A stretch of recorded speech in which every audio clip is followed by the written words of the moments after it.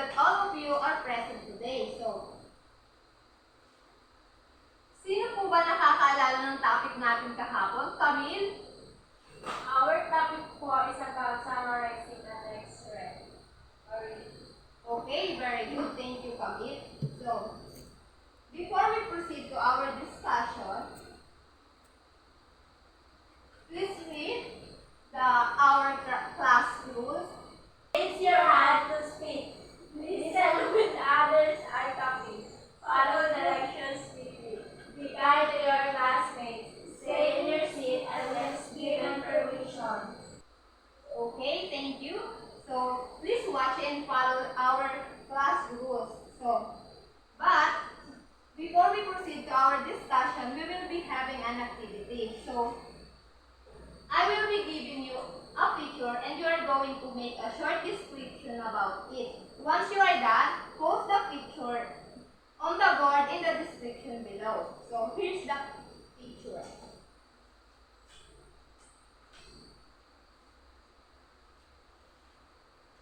So, kapag tapos na po kayo, i-paste niyo po yung sagot niyo sa unahan.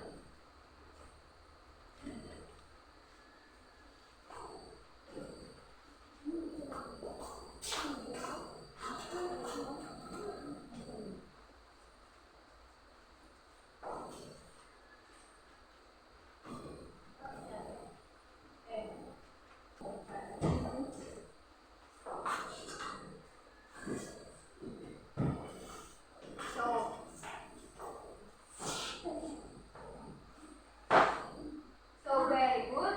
Lahat kayo ay tapos na. So, tingnan nga natin kung tama ang inyong mga sagot. So, the first description sa picture number 1 is, the girls are singing. So, tama po ba? Yes. Okay, very good.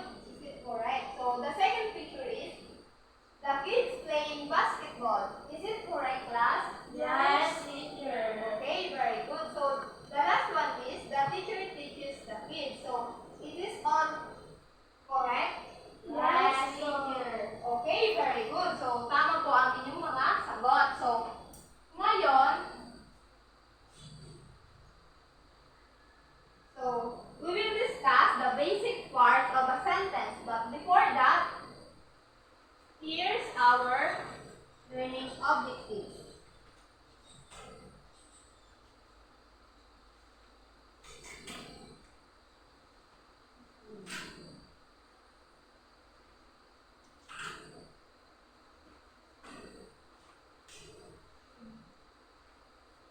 So, sabay-sabay nga po natin basahin. At the end of the lesson, the pupils are able to identify the basic parts of a sentence, create short sentences using basic parts, and cite the importance of using a correct sentence in a paragraph. So, thank you. So, okay class, do you have any idea what basic parts of a sentence is all about? Yes, teacher. Okay, Evelyn. The two most basic parts of a sentence are the subject and verb. Okay, very good. So, but now, what is a sentence? So, Glyza, can you please read the sentence? Sentences are grouped on words giving meaning or making sense. Every sentence consists of a subject and a predicate. Okay, very good. So, sentences it is a group of words that giving meaning or making sense. So, it is also consists of the predicate and the subject. So, here's the example. So, my brother plays basketball. So, the subject here is my brother and the predicate is plays basketball. So, another example is we will make dinner. So, the subject there is we and the predicate is we will make dinner. So, third, Tom and Jack. So, the subject is Tom and Jack and the predicate are studying. So, if you all see, the subject po is, we will start the question of who or what.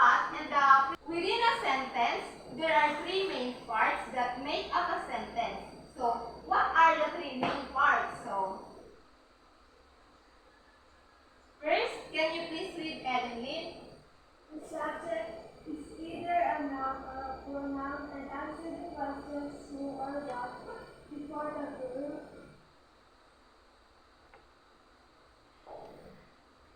the subject performs action, receives action, or is in the state of being. Okay, thank you, Evelyn. So, the first part of a sentence is a subject. So, always remember that the subject is always answer the questions of who or what before the verb. So, the subject performs action, receive action, or in the state of being. So, example, Jamie plays soccer. So, what is the subject in this sentence?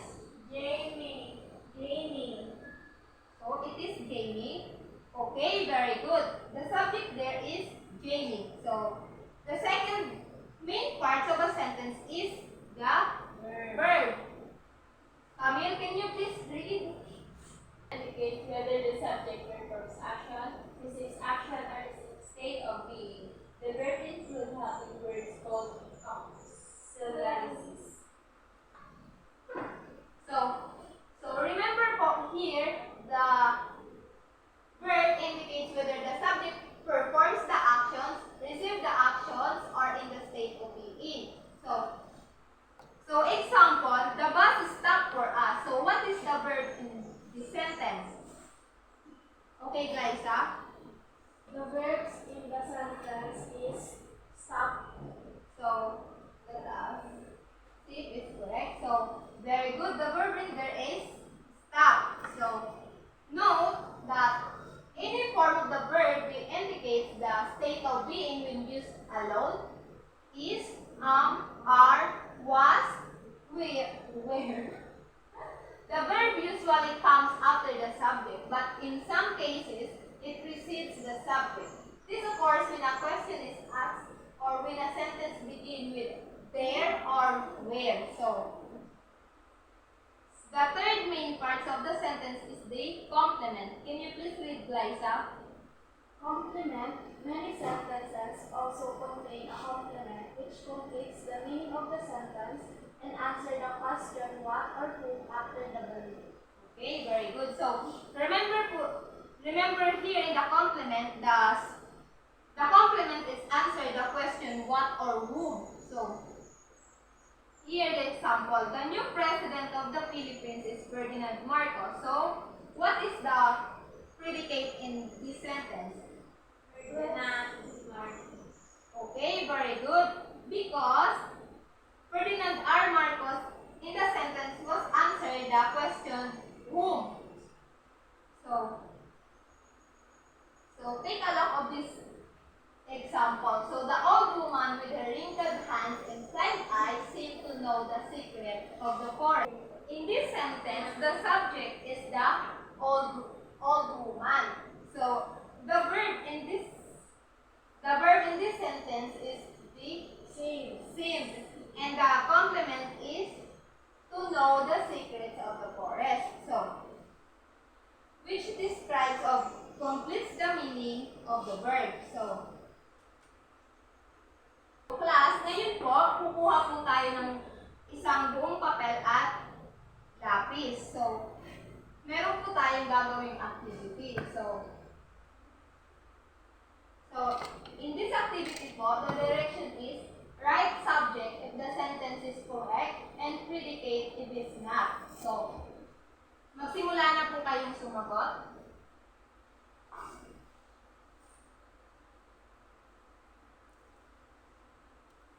So, tapos na po ba kayo? Yes, teacher.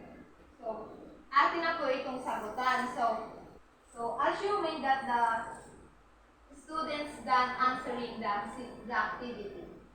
So, now that you have an idea about the basic parts of a sentence, let's identify the part of it. So, sino pong nakakaalala ng ating diniscuss? Ano po ba yung ating diniscuss ngayong araw? Liza? Today, we have learned the basic parts of a sentence. Okay, very good. Evelyn, what is the basic part of a sentence? Predicate, complement, and Okay, very good.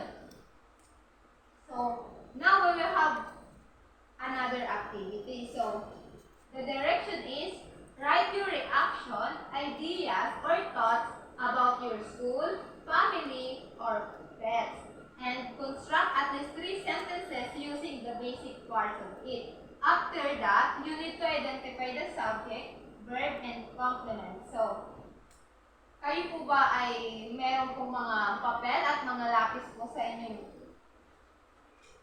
puan? Meron Okay, so maaari na po ba kayong sumagot?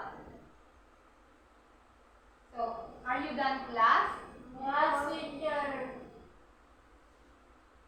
So, assuming that the students done answering the activity.